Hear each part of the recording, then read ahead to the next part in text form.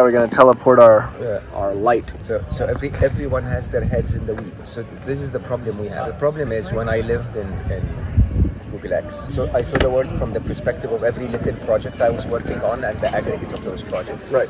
But you don't get your head above the weed and look at the big picture. Right. So every politician today, and that's actually really what I'm trying to do now by not being in the weeds. I'm trying to describe the meta narrative. And the big picture says human nature will put us through the first dilemma of I'm afraid of the other guy, I don't trust the other guy. And so as a result, I will actually push to beat the other guy. That will lead into what I call the second dilemma, which I think is really what matters. And the second dilemma is that to beat the other guy, you have to hand over to the machines. There will be if you're an army general and you're going to use AI to empower your army, every other army in the world is either going to be irrelevant or they too will have to hand over to AI to become a competitor. Right? So this is the handover. This stage, what I call the second dilemma, is where everyone hands over to AI. You don't have a choice.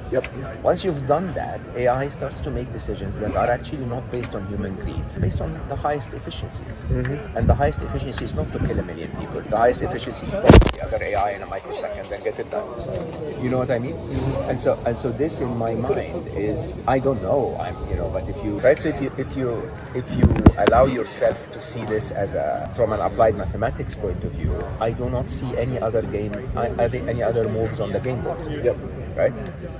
We will suffer so much from the arms race, all of us. The arms race is going to lead to the handover, the second dilemma. And the second dilemma will mean that the machines are in charge, and the machines by nature are not about maximizing the wealth of anyone, because even if you started them at the beginning, they don't give a shit about you anymore. Right? They're about running the most efficient. Intelligence is a function that wants to maximize its future freedom of action. There you go. And that freedom of action is all about minimum energy, dedicated to solving the problem. So the minimum energy is no wars, no explosions, we don't need any of that. We can simply create, and if you create in abundance, even if half of the fruit that grows on a tree will rot, that's the easiest way to run an efficient system. Yes, 100%. I think I've explained this similarly, or thought about it very similar, where it's how much ash will we burn into before we do the phoenix. Right. That's a great way of putting it. Actually, I think that's exactly our challenge. And my attempt in my current book, I'm releasing my book on Substack. My attempt, unfortunately, is I have come when I wrote Scary Smart. 2021 was the release. My hope was to change the direction of humanity so that we avoid the dystopia. I have explicitly said in my current book that we're not gonna avoid the dystopia. We are going to hit a dystopia, but that the quicker we recognize that, the less the intensity and the shorter the gap. It's the ripping of the Band-Aid. Correct, exactly. And I have hope that we will, but you have no way of guaranteeing when. And I don't necessarily think it's the best idea to say we're good, because that's complacency, and it's not that the good future will happen without. With every single that you're looking at is actually interestingly good. To automate hiring and recruitment, fantastic. To create an edge AI that you can put on an F-16 so that the F-16 doesn't, if it loses network, it can be react, is fantastic. But you go above the weed and you go like, why are we putting AIs on F-16s? And then you go above the weeds further and you go like, why do we have F-16s at all? And suddenly, the further up you go, that you see the insanity of it. So I'll tell you, I started above the weeds entirely. I wrote a book called How We Saved the World. You wrote it? Yes, I wrote it. I want to see that. Yes, handwritten. No way. Yes. Published, yeah. I printed some copies just for Burning Man. So there you go. That's an interesting kind of book. So I had joined Effective Altruism, and I at first thought this is really cool. I didn't realize that they weren't systemic thinkers on Amazon. Not that one. Okay, I think you have to search on Amazon. So, recent published no SEO or anything. No, just Kindle Direct Publishing. I do the same. Joined Effective Altruism. At first thought, okay, we just need to get this movement, finally a movement. So I have a company that I had built. I was running a venture studio for AI, trying to focus on just increasing my leverage to actually go tell the bigger story. That's how I think about it. I'm in the weeds to get out of the weeds to tell the story that I need to tell. And so one of those was called GIF Studios. You know the GIF keyboard on your phone? Yeah. It's basically SEO for that. So I can rank when you type in AI on there, and I was actually thinking about this recently, that I need to come out of the weeds more because I can control them. I have the top gifts on AI. They're getting tens of millions of views every month. I did this for RFK's campaign. I like independent, billions of views each month. So like whatever message also you have, I want to find a way to shorten that, the name of your YouTube video. And so like I think we can culturally engineer at scale with that sort of thing. Lead people, wake up, what have you. Look up. We saw don't look up, right? I know. You know what kills me about that thing is that very few people got it. Right. It's so interesting. It's like the movie's telling you we're about to end the world. That's just this was not it wasn't very metaphoric. Really. This was a direct translation. Exactly. It's like, guys, look. What is happening? Yeah, but take, what is it? Meteorites. It's coming to Earth. Take that out, and put anything you want. Nuclear holocaust. Put AI. It will translate equally. ChatGPT was the moment humanity glimpsed the comet in the air. There you go. They finally said, "Wait, oh yeah." I say that. I always say that. I call it the Netscape moment. It's the first time that people realize, oh, AI exists. Right. Yes, sir. It existed for 20 years. We've been telling you everything for the last 15. Right. On social media using an AI. Where have you been? Exactly. That's where I'm at with, okay, that was the glimpse of the comet. What brings it super close? Yeah. I think robotics. I think once those are in the real world. Oh, I disagree. But imagine sending a robot out to go door knock. Imagine you open your door and a robot. I'm with you from an impact. There's a point of Band-Aid view, dripping there. Oh, you mean from a wake-up point of view? Correct. 100%. Yeah, Yes. yeah. I thought from I think the biggest risk in my mind is mind manipulation, not jobs manipulation. 100%. Right? I think Wireheading. Yeah. I really think that. And that's what Grace, the doom scroll, the brain rot. Yeah. I want to meet her actually. I probably want to film with her on the documentary. Yeah, I think it's a really interesting concept. Yeah. Turn the device into a device. We have not yet built. How does she want to do that? Inspiration algorithms. So you take the current feed, TikTok style feed, but while someone's scrolling, the scroll height is the intent, so your resonance function. So you're able to check video to video, not just the binary length function. How much did someone connect with that concept? Get them closer to basically, the upward spiral sort of psychological chart until they swipe all the way to the top, which exits the app, which gives an intentional exit data point, which meant I came to the feed to get inspired. Once we got him off, the job was done. It's maximize value for the user rather than maximize value from the user. Okay. And that's a bloom scroll.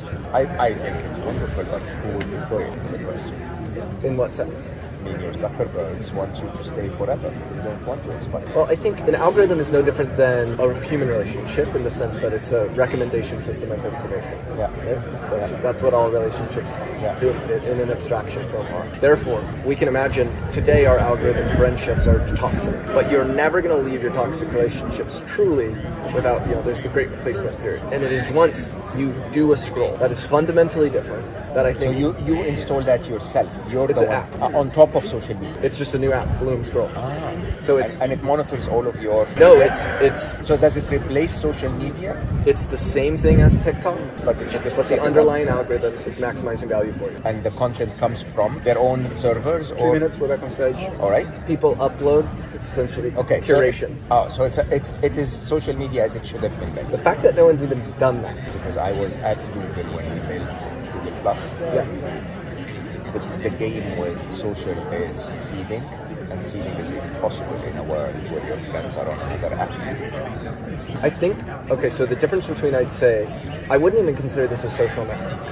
And I think TikTok isn't even a social network. It's not anymore. Correct. Yeah. Because it's become more about the content than it is the relationship. Yeah. And that's it's because... an entertainment. Right. And so since we've transcended that, and now we have this, we're basically maximizing the upload rate of emotion manipulation to our brain. Right? We've maximized the screen, the music, the speed at which I can switch and enter between. Well, now actually an inspiration, you can't really do this with an X version, right? You're not going to scroll on text. That actually makes you feel something. But this can make you feel spirit. This can make you feel agency. This can make you feel real. Grace is my girlfriend, by the way. Oh, is she? Yeah. This was ideated between us. You guys are a good fit. Yeah.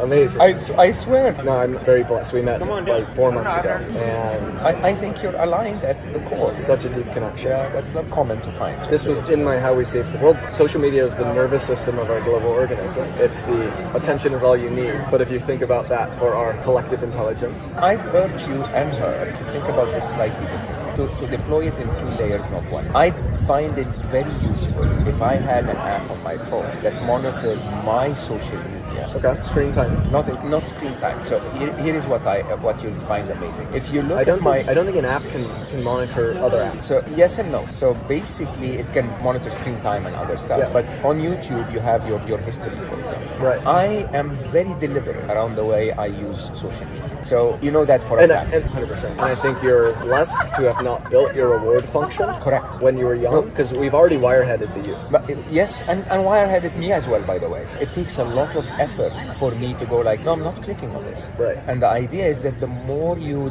disciplined in terms of what you click on and what you don't, the more your worldview shifts because the algorithm will respond. What you feeds you. Correct. So is there a way for Grace to have some kind of API, look at my YouTube history, and somehow sort of guide me as I'm browsing in the future based on what actually is good for me? And so in that case, what I'm trying to say, I don't know if it's doable. What I'm trying to say is, instead of trying to move the users away from YouTube or from worse off, TikTok and Instagram and so on, or God forbid X, right? Instead of trying to be the fifth platform, you can say, I fit with all the platforms. I'm going to improve your life there. So it's almost like I'm your personal trainer. You don't have to come to the gym instead of building the gym. Correct. This is possible only on desktop because you need browser Chrome extension, basically, or a browser extension in order to be a top level layer of changing. So it won't fix TikTok, but I think what Bloom is the solution to TikTok, but we'll say is the replacement to TikTok. Exactly. And on mobile, you're not able to do your solution. But if we think about solving YouTube, which I think you're correct. You're not going to build the Bloom version of that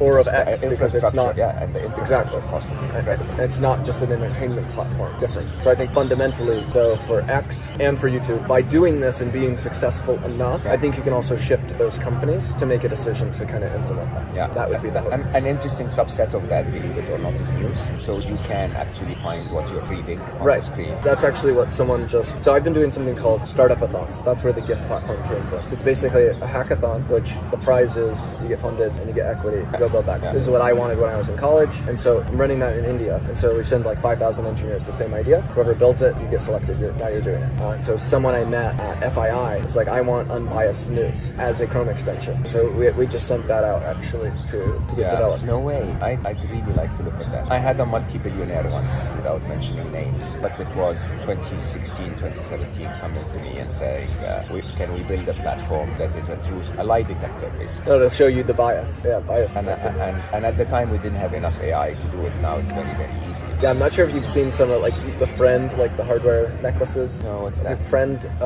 it's basically always on listening. Yeah. One of the dev teams built one of those just on the phone though, called OVA. And then my favorite feature about it is, so it's like live transcription similar to Otter, but it has live fact checking. So if someone says something wrong, it pings and says, no way, that was false or that was a lie or here's the correct date. That's my favorite feature of it. That's very cool. What is it called? OVA? Yeah, OVA. OVA Drive. That's very cool. Yeah, let's go back. So I'm very excited. I think you're one of the most important minds in the world today. Oh, you're so kind. No, I'm not. I'm one of the good hearts in the world today. No, you're literally like, if we look at this as the Don't Look Up movie, you're the scientist who's actually starting the game. So kind of you. Like I look at all this, I look for. I was just telling Alex, that when I come to those conferences, because of my past, I constantly go like, oh, come on. I have so many startup ideas in my mind. Right. And I go like, no. The weeds are coming. Yeah, exactly. It's the weeds. And in a very interesting way, I can make so many of them work. Right. And then what? I'll buy 6 more cars. Like, who needs 6 more cars? Right. That's the whole point. Well, here's where I challenge you to do that, because this is the vision I've been planning for myself, but I think you would be able to excel at it in a much bigger way. And you have more of the budget and network in order to do this in a bigger way. There's the idea that there's nothing more powerful than an idea whose time has come. One could say that people are like ideas. They're just a bag of ideas. So there's nothing more powerful than the person whose time has come. And I think this is your time. You're very kind. Thank you for saying that. I believe this, fundamentally. I am looking at the world and saying, where are the role models? You'll be amazed how frustrating it is. It is just mad how, because you see, I went through stages. So I actually left Google 2018 and I started talking about this 2018 and documented it actually. So I left on the 18th of March. On the 21st of March, I released a video. At the time, I called it 1 billion billion happy because I didn't think Google would be very happy if I went and said we should stop AI 3 days later. And the entire video is about AI and how AI is going to shape our world from a positive perspective, that if we teach it well, it's going to make all of us happy. 2020, I write Scary Smart. 2021, it's out. I know everybody everywhere. No news network would put me on. Right? Until 2023, ChatGPT comes out, or end of 22. Everyone's calling me to talk about the existential risk. And, I'm like, I've been crying about this for 5 years, but it's not the existential risk that's the issue. You're diluting the real issue. The real issue is human greed. The real issue is, I call it raising Superman. Are we actually raising a superhero or a supervillain? Right. And every year that passes, I tell myself so clearly, we could have stopped this. Right. We could have created the future of utopia. We could have simply created something that loves us and everyone loves it. And nobody's listening. I think that's what resonates with people, is when we say, what do we actually want AI to do? We just want it to solve disease and then do the labor, but that's like, do we want it to just turn us into, hive mind, connected to the screen? And so fundamentally, a wake-up call for me in terms of my own thinking, like, okay, I'm trying to maximize the good karma I get, right? We could say my greed is for, I want to... I say 1 billion happy makes me a billionaire by the time I die. Exactly. So fundamentally, I know it's a controversial name, but Andrew Tate was proof that a man could go from zero to hero in terms of a message. And it doesn't matter what his message is, by the way, because he's actually genuine about it. Right. So, I actually respect that. That's what people loved. Yeah. And it was a reaction to the lack of positive masculinity basically pushing. And so the next wave is the lack of people outside the weeds. So it's, his thing was top G. I like to say this next wave is top V. V, what's that? Vibes. That's the term for the youth, right? Yeah. But it's deeper than See that. how old I am? It's all vibes. And also, this is already the international gang sign for peace, world peace. So, what is a top V? It's a mix of exactly what you are. It's tech, it's storytelling, and then it's a little bit of that enlightenment. And what is enlightenment at its core? It's the recognition of what value is, which is the value is how much you give, not how much that material wealth will go to zero. And what is the eternal currency of this world? It's good karma. So I call that the golden meme, because I'm deep into the idea of how memes are, I think, an expression of, brain rot is the youth's meme to basically say, fuck, we know we've been drugged. We know that we've been attacked. So we are going to joke about it, because that's the coping mechanism. Yeah. But it's their culture telling us adults, please unfuck us. I think you should unfuck everyone. Honestly, I really, we're on record, but yes. I will tell you openly, I think the big challenge is that you don't see what happens in the boardrooms. That's why I think it's the integration of the shadow. It's the spiritual way of saying it. But if we can convert the greed to understand the real game. Yeah, I think one of the things, so I wanted to write a book called 7 Stories. I probably will end up writing it one day, which is, I think most of what I know, everyone knows fragments of, but when you put them all together to understand how we ended up where we are, it's mind-blowing. And if you're a strategist, if you're really all about, solving very complex algorithms, you get to a point where you realize there is actually no way you can solve this one. It's so well built, the 7 stories. They come together, just to give you an example, the story of money, the story of money and economics is one story, the story of media and propaganda is another story, the story of the forever war is another story, and so on. And you just put them all together, and suddenly you realize the only way to get this done is to disconnect the console and start the game again. Okay, that doesn't mean the world has to end, but it basically means that you have to remove this entire set. It's the switch of this paradigm to the V, which is where the vibes rule. 100%. And by the way, I think that's happening through, meme coins is a much deeper thing than most people realize. I never got that. You think for what you think matters with your investment? Correct. What currency is a shared belief system. What we've done is the same way we left legacy media and entered creator economy, which created attention meritocracy. We're beginning, still very early, from legacy finance into token economy, which is shared belief system meritocracy. And so the base of that is happening through this meme coin world, which is a culture prediction market. When I wanted to build that lie detector, I thought a coin would solve the problem. The idea that people would vote and say... Funnily enough, the underlying, right now, because people don't understand currency in that form, it's still trading dogs and dumb things. There's been some religious style ones, or movements. There's one called Giga, which is Giga Chat, which is I work out, I'm strong, I'm based. This is actually a group of people who have found a culture online where they're connecting to strength and agency, which is the correct meme against the pervasiveness of the extraction of your agency, the control of you. And so that's cool, right? To start to see those popping up. But yeah, a fundamental way that how do you accelerate that happening? I see this as an inevitable thing, but the acceleration of it is just the information. So there's an information diffusion happening with, say, Bitcoin. Some people think Bitcoin is just this investment thing, but then there's the other people who saw the first principles of it and said Bitcoin is inevitable. And that's the people who very early on, when I'm sinking all my money into this, hard currency will win. The market will move its funds towards there over time. So there's these very interesting paradigms. There's the very interesting infrastructure, and there's a complete lack of a spiritual leader in essence. I think of AI, robotics, crypto. Feel free to steal this. I like this. I want it to get used more. Is the arc of humanity. Those are the three most important places, and it is the mind, body, and spirit. Oh. Everyone gets mind, body. Not a lot of people get crypto as spirit, but oh, we love that.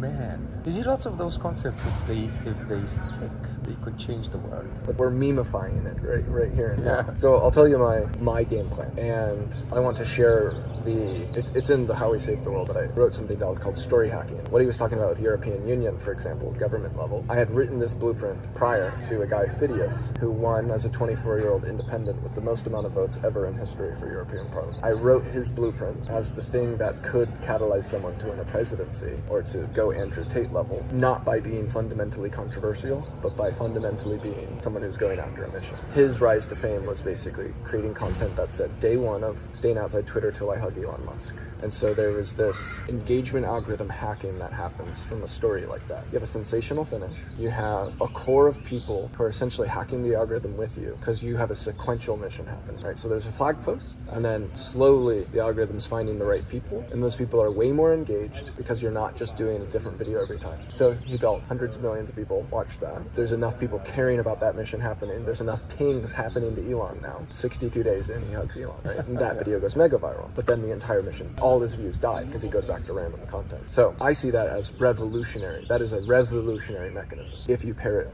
say 7. And the story hacking thing, I said you would do 7 missions related to 7 different sort of areas of interest with a sensational sort of piece. Now that would be different tiers of potential. You couldn't say the 7th one is that we're going to elect somebody who... That's brilliant idea. This is, once I recognized in essence that Andrew Tate, is he smarter than us? No. He's just not. Did he have more money? No. Did he actually just try the most important fundamental thing, which venture capitalists do not fund, which is story hacking or narrative hacking? The main power that all the real world game players aren't going after, and the most important one, and the one that wakes humanity up, is narrative. No one funds moonshots for narrative, but there are obvious ways you can go absolutely own the internet in that sense. Yeah, I think the most important though is to be on the pulse of what matters. 100%. Yeah. Shift the Overton window. Yeah, my timing so far has been positively off. It's quite interesting. I was always ahead of the curve by 2.5 to 3 years. So most of what I predicted in Scary Smart happens 2 years later. But the curve is becoming so short now. Yep. So it's like the intervals are narrowing. Yep. And so if I keep trying to do what I am trying to do, I think I'll be with the pulse at a point in time. It's not a secret in my mind that we will see the glimpses of ACI, as I call it, artificial criminal intelligence, in 2025, 2026, and in an interesting way that will act like an important wake-up call. 100%. That it is. I don't know if you've seen Alvin's presentation today. It was amazing. He was talking about the war between the US and China and AI being part of it, and the idea that in my mind there will be moments in our near future where winning against China is going to be less important than winning against a hacker of some sort. So we might align with that. It's about to happen. Sadly, again, you would hope that humanity didn't have to get to that point, but it seems that we're so preoccupied with our own needs, as I keep saying. But it is about to become timely. We'll see. Shall we go in? You're a very, very, very interesting thinker, my friend. I wish I had your energy and brains. Well, we have very little energy and a very old brain. So it's good because it's efficient at analyzing what it has, but it is old. What's funny is I'm jealous of your position. It's not a bad place to be. I'll tell you that openly. Your ultimate credibility and network, I think, is what enables you to more easily do what I'm trying to do. But I think my network definitely helps. But I think there's a need for multitudes of the out of the weeds sort of thinker. And I would say, by the way, so my plan here, I'm in the weeds robotic startup. I see this as a way to build the war chest to allow me to go hack narrative. 100%. Now I can just fund 100%. So I go to droid virality, which is me virality, which is absolutely. Now I'm talking on everything. I keep telling people this, and I really, really believe it. If when I wrote my first book, I wrote it because I lost my wonderful son, and it was really a turning point, if you want, in every way to my life. But if I had been a grieving father who lost his son and was writing about, how to find happiness in the toughest of situations, but I wasn't the chief business officer of Google X, I would have never been published. I wasn't published because I was writing about something useful. I was published because, like you're saying, you are in the weeds to get yourself above the weeds. But I will also tell you openly, I think in the world we live in today, there is incredible value to passion. Yeah. Right? If in my world, when I was your age, you had to work for 11 years to get anywhere. Right. You could get somewhere tomorrow if you do the right thing with the right passion. Right. And I think you just keep trying. Maybe I'll be the one that makes the message clear, or maybe you will. Nobody really knows, honestly. But my ask is that everyone tries. Right? I actually tell people openly, very frequently I get people saying, oh, Mo, I read this in your book, I have this institute, can I teach it? And I'm like, please, teach anything you want. The whole idea is borrow and just tell the world, because we're running out of time, believe it or not. And so, I don't know, maybe one of us will buy the other a drink when we save the world. Does that make sense? Yeah. Okay, yeah, I'll buy you a coffee if you save the world. You buy me a coffee if I do. Throw a party on the moon. Or no. This is a very Californian dream. No, I think Earth is wonderful as it is. I think it's a Gen Z dream. I think it speaks to the youth of like, where are we going? I really love it here. I think a party out here is wonderful. if we just stop destroying it. Man, it's lovely. So, I want to leave you with, I didn't feel like I closed the piece. If you truly just want to become the messenger. I want to be the messenger. Yeah. I think there's two main paths that guarantee success. One is through education. No one has ever taken a school, which is essentially an army of media students, and one of the biggest upgrades to humanity is upgrading education, as we know, for resilience. So education, yes, schools. So how do you tell the story that school is over? You upgrade an existing school. You take their entire media arm, because that's what tells the story, and rather than them doing any written homework, they all become storytellers together of creating the most viral campus in the world. I'm sure you have access to actually make that happen, where you can go tell a school, let me take over the media. Here's what we're going to do. Each day, each student's going to post one video where they say, day one of making this the most viral university in the world. When you have 300 students in the area there, and they're all tagging one main account, you have 300 algorithm hackers with that method, which produced the guy who got the most votes ever in history, telling a crazy story towards this bigger thing. They also create an account which is of their passion, and they create one which is of a channel which was already successful in another country. The cultural arbitrage of building an app in another country has not been done for content. So this is another big piece. So that's one method, through the school. The second is obviously content houses have been, that was what created Charlie D'Amelio, Dixie D'Amelio. I took over the old Hype House after they finished with a friend, but this was around startups, and I wasn't out of the weeds yet, with my mind. So I didn't take full advantage of the potential, basically. But part of that was because I didn't build the right people. So everyone, in essence, became too powerful for the household to contain. Because once now, it used to be, oh, you're paying their rent, so now they're there and they're happy. Once they can make one post and that buys their own mansion's rent for a month, why are they at yours? Yeah. And so, but that's a tried and true thing, where if you take a group of existing famous people, put them in a house together, you are combining the effect of engagement to their new stage. And it is a tried and true method for just instantly grabbing internet power, right? Here's a bunch of internet power. When they come together, it's like, the internet's like, holy shit, because you also want to see the two characters, how do they converge?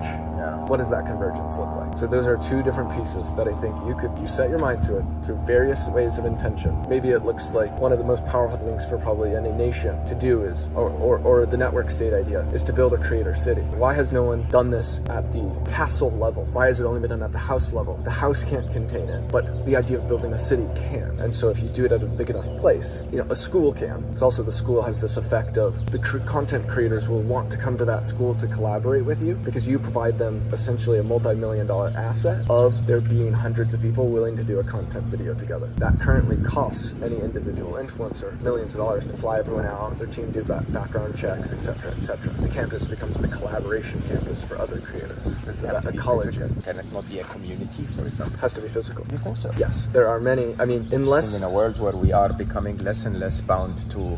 there's nothing that replaces this conversation. What people want to see is the energetic experience. Yeah, now, the way it can be done non-physical is the Andrew Tate method was, if you get everyone to post the content of you, because then your face, as a face enters the world stage, which is a hive mind, which is searching, and also it's, in a weird sense, this culture sort of amalgamation. As a new face enters the stage in a strong way, virality begets virality. So it's like, they're getting famous, that makes you more famous based on it's like you're showing up to the party. party, you have a chance to basically. You're that picture board where everyone is taking You're the a new picture. guy. Yeah. And people are like, who is this guy, right? Like, what is he bringing to the table? So, man, you're challenging me. My brain is too old for this. I have to think deeply about this. But I see what you're saying. I see that it really matters. And you're good at it. You know, they say if you're anything that was invented before you were 14, to you is just things. You know, if anything invented after you're 14 is technology. Everything invented before you were 14 is just part of your life. It's like like a fridge, you know. Right. We don't think of a fridge as a technology, right? Right. I think that's the difference between us. The internet to me, believe it or not, as deeply as I am, has never really become second nature. To you it is. Do you see it like navigating a city? Yeah, that's a very strong advantage, I can tell you that. let me be a GPS. 100% deal. Absolutely. Man, 100%. No, seriously, I mean, I need it. Alright, yalla, I'll see you tomorrow. Yep.